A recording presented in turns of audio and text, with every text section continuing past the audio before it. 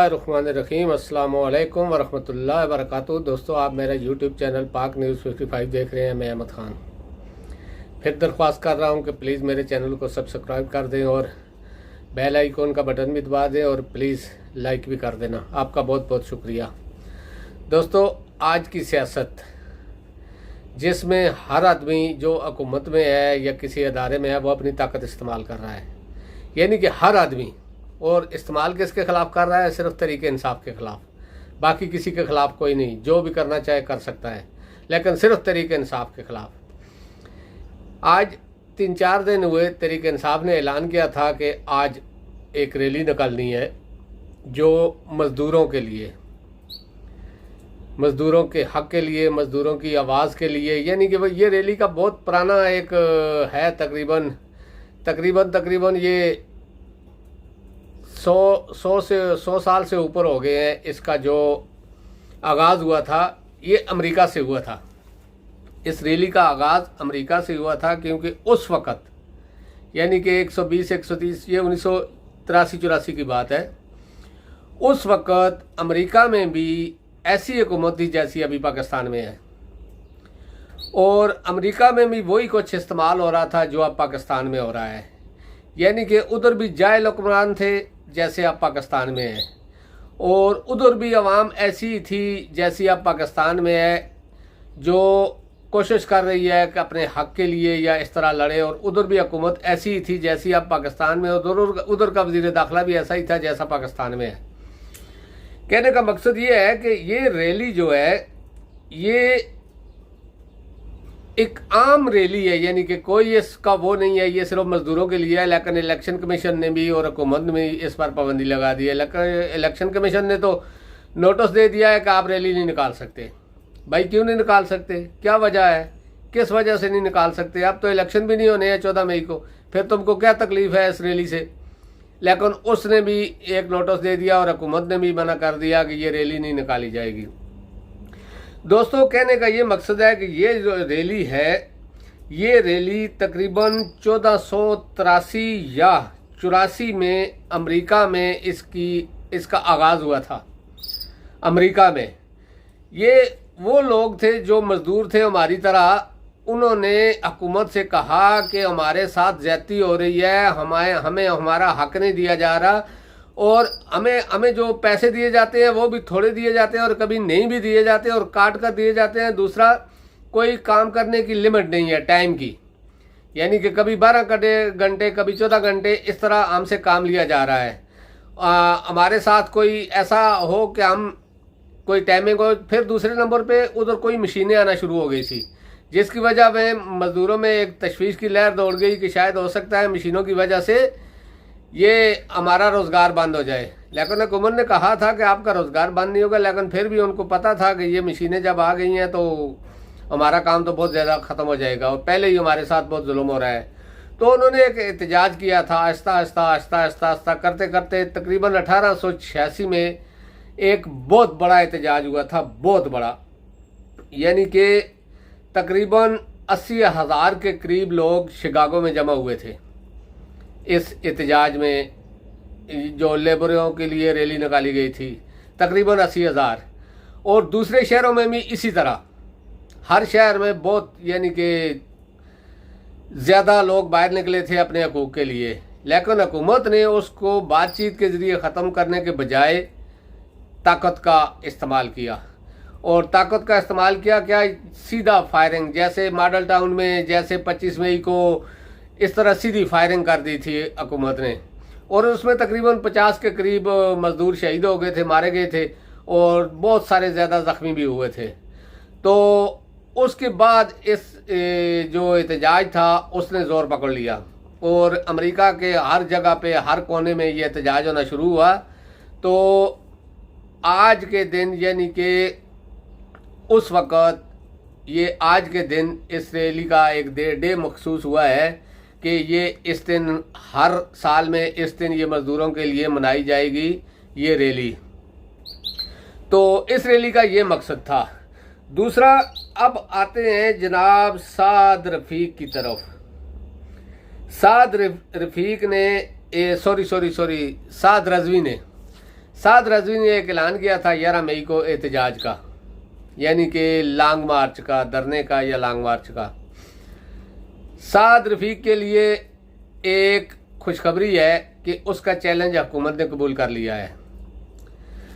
साद रजवी ने कहा था कि अगर 11 मई, ये तो पहले भी एक दिन आया था साद रजवी भी, और जब इसको इशारा मिला था तो ये आ गया था एक दिन के लिए, और फिर इसने बोला कि 2-4 दिन बाद फिर आएंगे फलां तारीख तक फलां, लेकिन फिर जाके सो गया।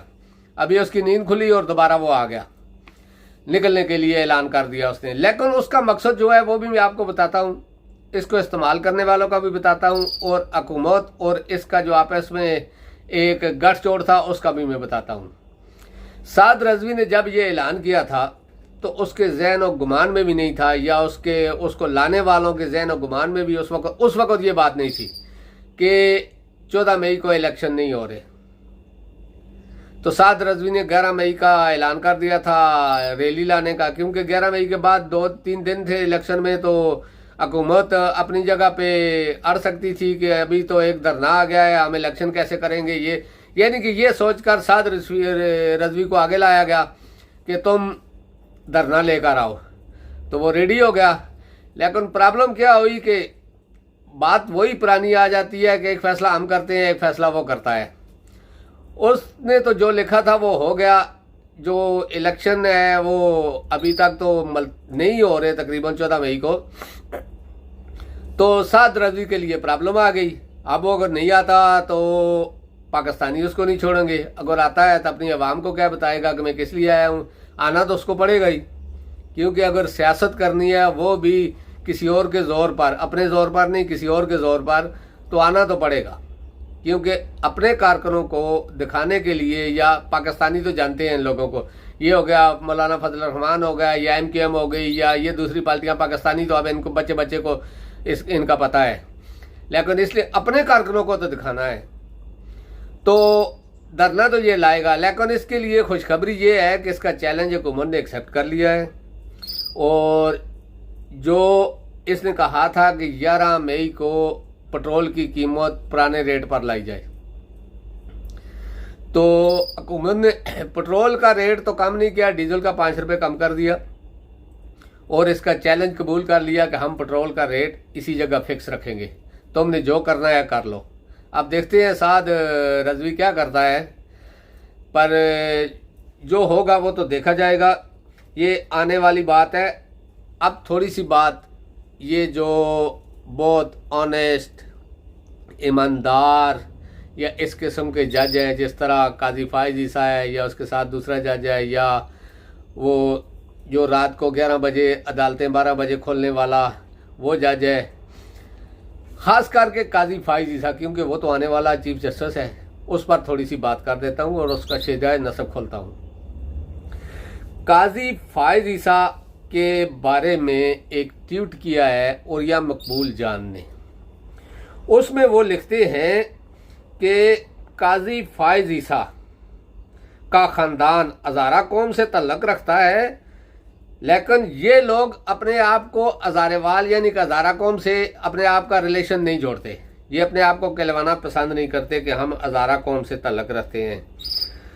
काजी फाइज ईसा का दादा को अंग्रेज़ों ने अफ़गानिस्तान से लाया और खान अफकलात के दरबार में ज़बरदस्ती वज़ीर आज़म बनवा दिया गया। बाप मुस्लिम लीग में, चचा कांग्रेस में, अंग्रेज़ औरत जेनिफर मूसा से शादी की, बेटा जहांगीर अशरफ काजी अमेरिका के कहने पर इराक में खसूसी नुमाइंदा, बड़ा भाई वर्ल्ड बैंक का रीजनल हेड, एक भाई अनवर हुसैन ने सरीला सीमेंट की 6 करोड़ की मशीनरी 40 करोड़ में ख़रीदी, वो भी इन्वेस्टिंग से ख़रीदी, यानी कि बैंक के थ्रू ख़रीदी। जो बैंक से पैसे लेते हैं लोन के लेकर, वो ख़रीदी बैंक के तौर पे, और उस मशीनरी जो 6 करोड़ की मशीनरी थी उसको 40 करोड़ का शो किया, 40 करोड़ में ख़रीदी। और फिर कबाइलियों से, जो इनके अपने जो लोग इनको जानने वाले थे या जो लोग इनके रिश्तेदार थे, उनसे मिलकर अमन आमा का मसला पैदा किया और वहाँ से भाग गया। यानी कि 6 करोड़ की मशीनरी लेकर बैंक से वो पैसे दिलवाए। मशीनरी की कीमत 6 करोड़ थी, 40 करोड़ बैंक से लिया लोन, और वो मशीनरी खरीद कर 6 करोड़ की, 40 करोड़ में से बाकी जो यानी कि 34 करोड़ है वो हजम किया, और कबाइलियों से कुछ अपने सरदार जो कुछ लोग होते हैं जो अपने फेवर में होते हैं उनसे मेल मिला के उनको बाहर निकाला। जिस तरह अब हमारी इस्टेब्लिशमेंट कुछ लोगों को बाहर निकालती है, और वो ऐसे बाहर निकालने के बाद अमन अमान का मसला खड़ा करके भाग गया उधर से। और सबसे बड़ी चीज़ क्या है, बैंक जो था वो ख़त्म हो गया, डूब गया, यानी कि डिफ़ॉल्ट हो गया, ख़त्म हो गया बैंक, जिस बैंक से इसने पैसा लिया था। काजी फायज ईसा, बजाते खुद काजी फायज ईसा, इसका ये जब वकील था तो ये डायरेक्ट बलूचिस्तान के हाई कोर्ट का चीफ जस्टिस कैसे बना, और फिर इसने ये मेमू गेट को कैसे कबूल कर लिया, ये भी एक कहानी है। ये नेक्स्ट आने वाले व्लॉग में इसको इंशाल्लाह अपलोड करूँगा। थोड़ा सा इस पर मैं रिसर्च कर लूँ थोड़ा सा, तो उसके बाद अब तक के लिए इतना ही दोस्तों। अल्लाह पाक आप सबको अपने हिफ्ज़ व अमान में रखे, अपना भी ख्याल रखना और अपने साथ वालों का भी। अस्सलामु अलैकुम व रहमतुल्लाहि व बरकातुहू।